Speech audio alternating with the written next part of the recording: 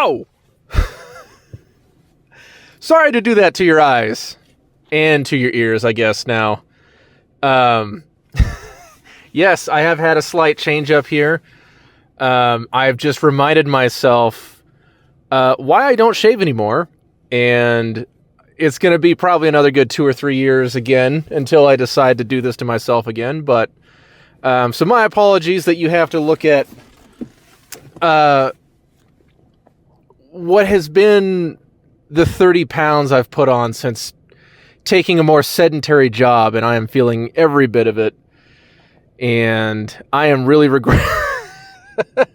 I didn't think until after I had shaved that I was like, oh man, I do a thing now where I have to record myself and put myself on the internet every couple days.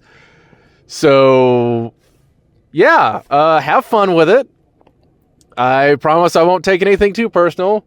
So leave me your best quip, insult, whatever it is you got. But anyways, enough about me and how much work my itty-bitty beard was doing for me, but is no longer. But how are you guys? Happy Monday.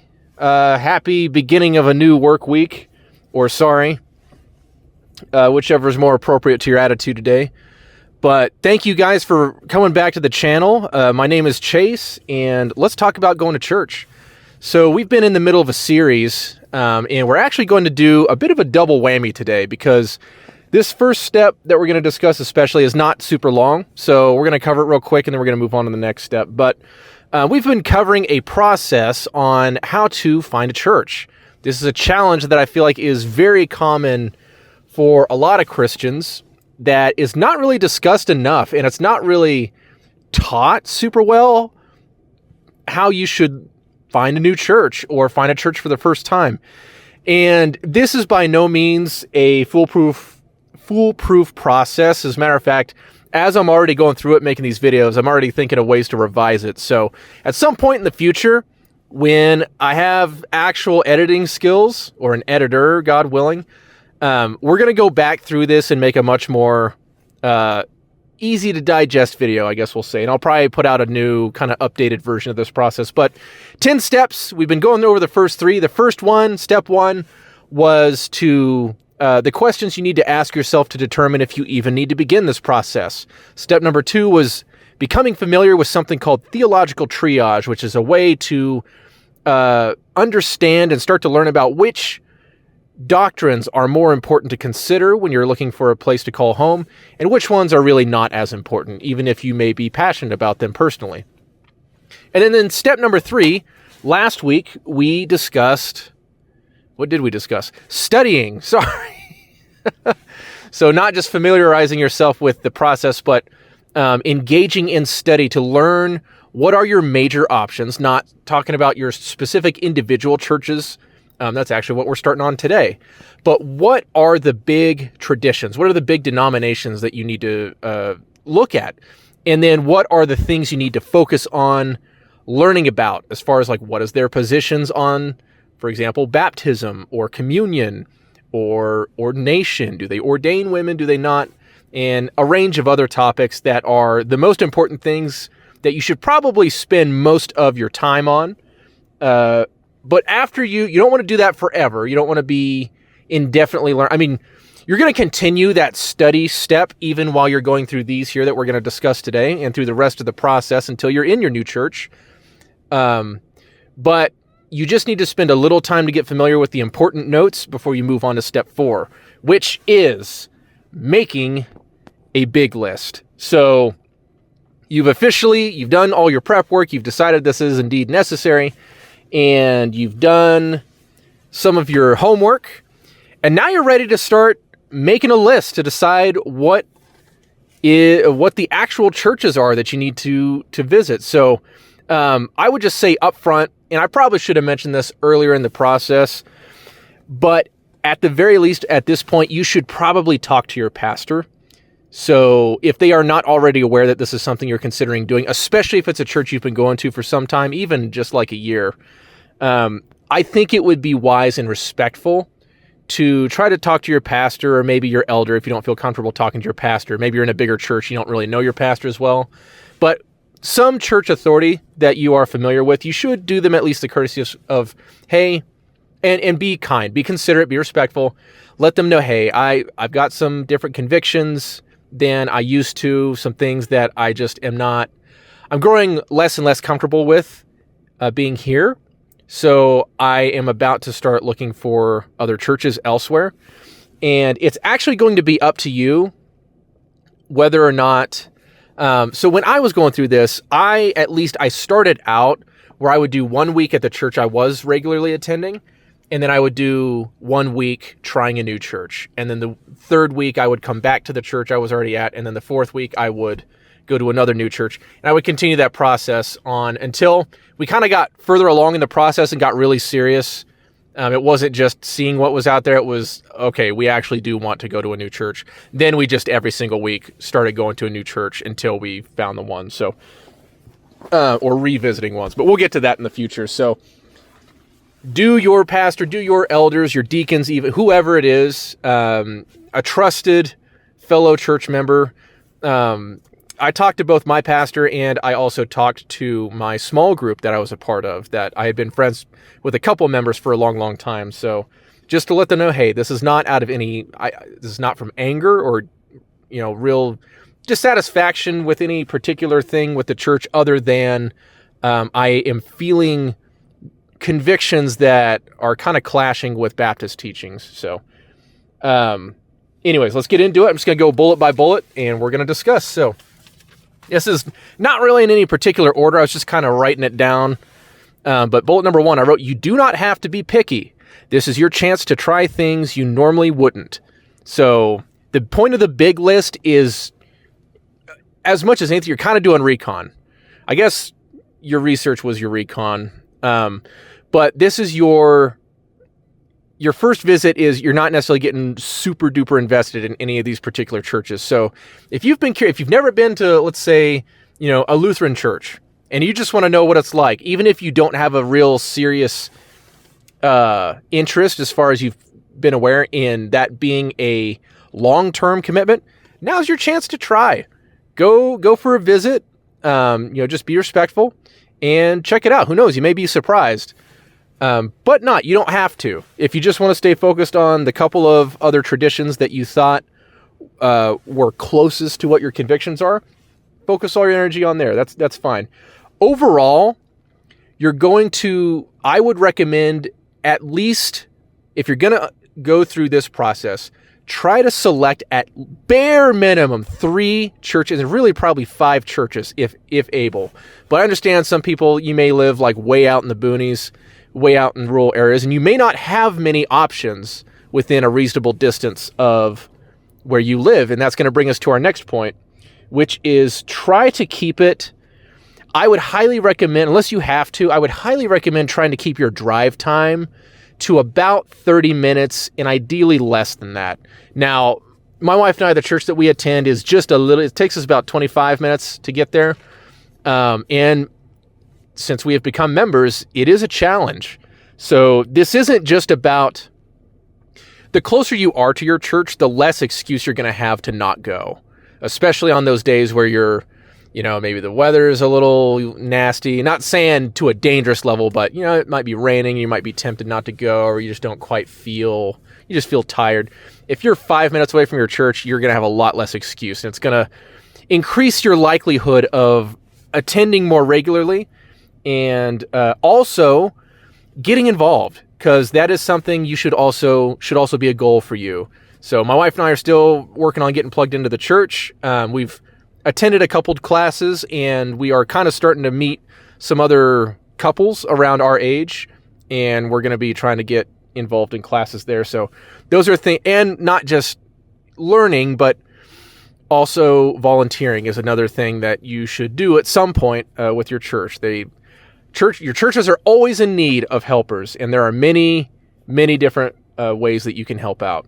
But those should be things you should want to do. And if you don't want to do that, just get in the door and get attending church first. But I would highly encourage you to open yourself up a little bit to serving and attending classes, because that's going to help develop you as a Christian and help you carry out the church's mission of spreading the gospel, not just by handing tracts out or knocking on doors, but by actually helping meet people's needs and taking care of the members of the church.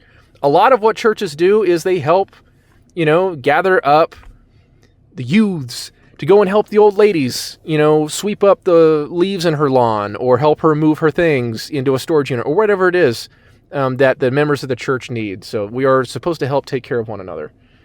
The next note, make sure to prioritize traditions or denominations you're particularly interested in, which we kind of already talked about. So I'm going to go ahead and move on from that one. But that is actually about it.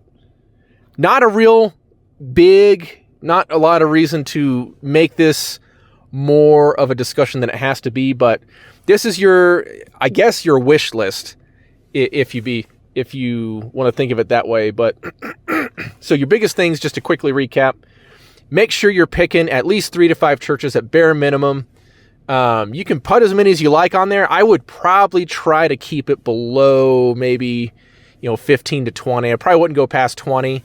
Because you do want this process to end. It shouldn't be about just perpetually going from church to church. But you want to make sure you prioritize. If you're not sure if you might want to stay in your own tradition, maybe you're just not a good fit in your church, go ahead and put some others in your particular denomination down. Otherwise, I would try to put down at least 1 or 2 other traditions on that list that you're interested in, that you're feeling like your convictions are kind of gravitating toward. And then kind of have a mind for the practical. So make sure they're not too terribly far away. So with that, my experience, I think when I made my big list, I had between 8 to 10 churches. I didn't review my notes before I did this video. But those included, so I started at a Baptist church. I didn't like the kind of state of the Southern Baptist Convention, which is the denomination that the church I was attending was a part of. But I was starting to at least kind of gravitate towards, I guess you call them Reformed Baptist, Particular Baptist, whatever you want. But they adhere to the 1689 London Baptist Confession of Faith. There were a couple churches in where I live that explicitly were Reformed Baptist churches. So we started off there because it was familiar, even though we knew we probably didn't want to stay there because our convictions were changing a lot more than just, picking hairs over certain doctrines within the Baptist tradition. There were things we were disagreeing with the Baptist tradition as a whole. So on my list, I included some Presbyterian churches. I included some other Reformed churches, so not specifically Presbyterian, but just kind of broadly. I went to a couple CREC churches, if you know who they are. And I was also looking at some other more broad, kind of more continental Reformed type churches, and then Lutheran churches. So that was the 4. I would have tried Anglican as well. However, there was not many to choose from. There was essentially 1 or 2 Episcopalian churches in my area and 1 possible ACNA church, and I just was not feeling like I wanted to wade into any of those waters. So I was like, you know what? Because the ACNA church was so recently established, I think they might have been meeting in somebody's home. It wasn't clear, but there didn't, and it would have been a long trek to have to go there. So I just thought, you know what? It's probably not worth the trouble for now. So, all right, that is about it for step 4, which again is making your big list. So let's move on to step number 5, which is going to be beginning your visit. So finally, after all this time prepping and studying and making your list, you're finally going to show up on Sunday. And I just want to encourage you that your main focus, sorry, I'm looking at my notes here. Let me bring it a little bit more in view. Your main focus for this step, while you're going and visiting all these churches on your big list, there's going to be future rounds. So some of these churches you're going to go back to for another visit. Just try to focus on getting a feel for the church. So you don't have to go everywhere and do everything that church has to offer. You don't necessarily have to do like multiple visits in a row for this particular church. If you walk through the front door and have an amazing experience and you just feel like, I don't even want to continue the process, by all means, man, if that's where you feel God has led you, go ahead. But if you are just trying a couple different places to see what you feel is more the right fit, then I would, it's always polite to introduce yourself. It's always, be friendly to people. You're probably going to get, especially if they recognize you're a newcomer. Usually with the smaller churches, they will. Even some of the big churches are pretty good about it, though. But you're probably going to get some invites to get some coffee, to go attend some meals with them, or maybe even get invited to like the pastor's house or to meet with the pastor. That is all going to be up to you. My wife and I's approach when we were searching, we were just very honest with people. We said, hey, thank you so much. We really appreciate it. We are just trying a number of churches right now. If we do come back, we would love to take you up on your offers. But as of right now, we want to, we want to be a part of the service. Thank you very much for being so welcoming. If we do see you again, then we would love to take you up on that. But for now, we're just going to politely decline. But you don't have to do it that way. If you want to take that extra time, it's entirely up to how much time you feel like you want to invest, that you feel is giving that church a fair shot. But again, don't feel like you have to like start sending your kids to the school that the church runs just to get a fair shake at it. No, your primary focus for this step is whatever service you're going to attend, and the service that you should attend should be the one that you are most likely going to be attending regularly if that does become your church. So I understand there may be a certain circumstance where you're going to just have to go to that weird Saturday night service because of whatever, reason. But I would highly, highly, highly encourage you, go to that 11 a.m. service on Sunday morning that is going to be your regular show time, or go to that 8 a.m. service. Try to just emulate what it would be like if you were going there regularly, because that is what you're going to be exposed to regularly. The reason I point this out is because the church that I attend has multiple services. Not every church is going to do that. Not every church has the resources and the time to do that, but some churches do. So we have our most traditional service is at 8 in the morning. And then there is they call it a less traditional, that is at 11. And then they have a Saturday evening, and then they have actually an alternate that's a little bit more contemporary focused while still holding kind of a vaguely liturgical order to the service. But we avoid, though. We go for the more traditional stuff. So, but that is something that my church feels like they want to offer their congregation. So a lot of the younger families especially go to kind of the weird service that is a little bit more contemporary. Not a big fan myself, but there's so much else that is wonderful about the place that I go.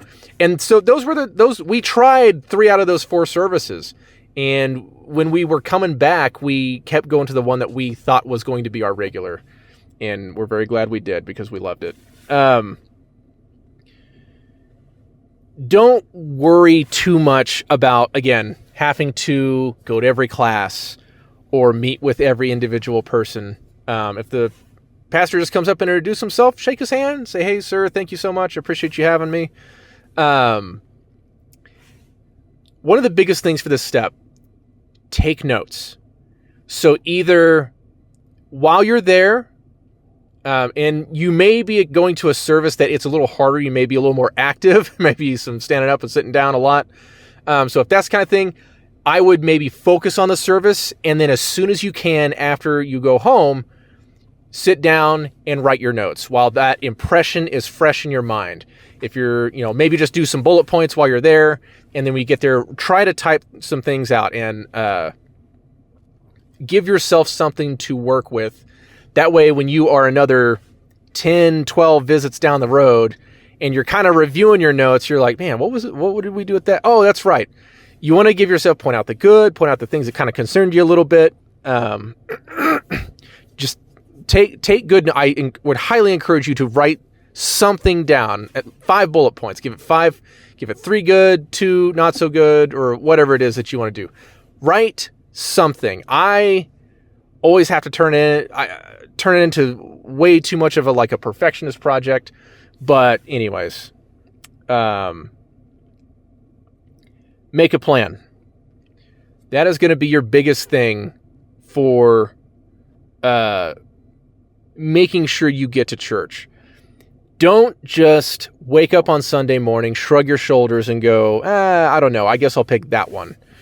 You need to know beforehand, especially if you are a procrastinator like myself. So have the church you're going to go to picked out. Research ahead of time what time that service starts. Lay out your clothes, which we're going to come back to in just a second. Know what time you need to leave and give yourself an extra 5 to 10 minutes because Sunday mornings, you're going to have a little bit more of that traffic. So don't think you're going to get there right when Google says you're going to get there. And then try to be at least 5 to 10 minutes early. I guarantee you when you go to these churches, they're not going to give you all kinds of hell over, showing up a few minutes late, at least as long as you're respectful. But you need to try to be respectful in kind by showing up early and not disrupting the service. Know where to go, know when to show up and be early, know when to leave to arrive on time, dress appropriately. So this is a big one. I really want to emphasize here. Let me start off by saying most of these churches, within reason, are going to welcome you no matter what you're wearing, for the most part, as long as it's relatively appropriate. Some of this is going to be my personal opinion, okay? So don't get too upset. I think the ladies are kind of obvious. Don't be going in there with midriffs. Don't be going in with plunging necklines. Don't be, wearing skirts that are too short.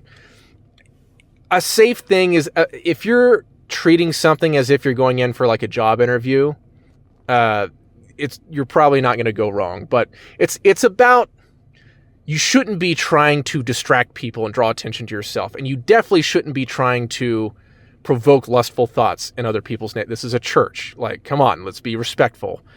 And especially if you are already a Christian, then you need to have that reverence for Christ to dress appropriately. And this isn't just towards the women. This is towards the men as well. Because men, I am so sick of seeing people with freaking ball caps on. I can't tell you how, in basketball shorts. I am not some elitist about it. I typically wear jeans. I want to start dressing better. I don't have a lot to work with in my wardrobe right now. But wear pants. If you're going to church, just wear pants. I don't care how hot it is. Suck it up and wear some pants. Whether those are jeans or some slacks or a full suit, whatever it is. Take off the hat, especially when you're praying. I am so sick of dudes wearing hats, dudes wearing baggy freaking basketball shorts. Cut it out, man. Don't be wearing freaking tank tops. Act like you're there for a reason, okay? Have some respect. Have some reverence. Sorry about that. But anyways, I better get off this horse because I'm going to keep beating this horse until it's mush. But note-taking material. So you want to bring something to write some notes with, or if you're just going to take your notes afterward, that's fine. If you have a Bible, I would encourage you to bring it. I know a lot of people use their phones. I think I would strongly... I kind of have this attitude of the people that are like, not everything has to have a smart device in it. That's kind of how I am with Bible apps and stuff. I use a Bible app on my own time.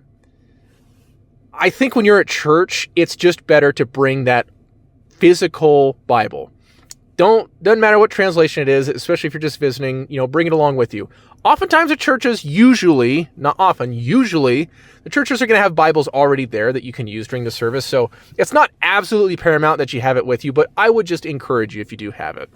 I think it's another one of those, it just kind of shows respect and reverence for where you're going kind of thing.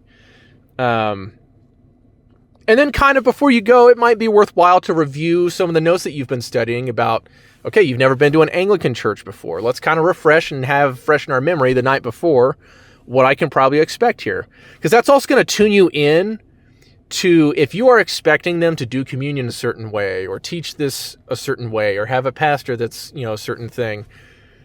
When you show up and those are different than you expected, it can be a note worth taking that maybe there's something wrong with that church, or maybe you just need to go ask somebody and just kind of explore that a little further. But anyways, I'm going to go through a few tips a few more tips. So that was kind of all part of the plan. We're going to go through some tips, and then I'm going to wrap this up because I've been yapping for long enough. So tip number 1, be ready to interact, be nice, be polite. I know we're not all hyper-social. We're not all social butterflies. My wife and I are both pretty introverted people, so it was definitely, especially when we visited smaller churches, when there was more attention that was put onto us, when everyone was like, oh my goodness, a new potential member of the church, it could be kind of overwhelming, but 9 times out of 10, people mean the best. And even more than that, people want you to enjoy and want to come back to their church.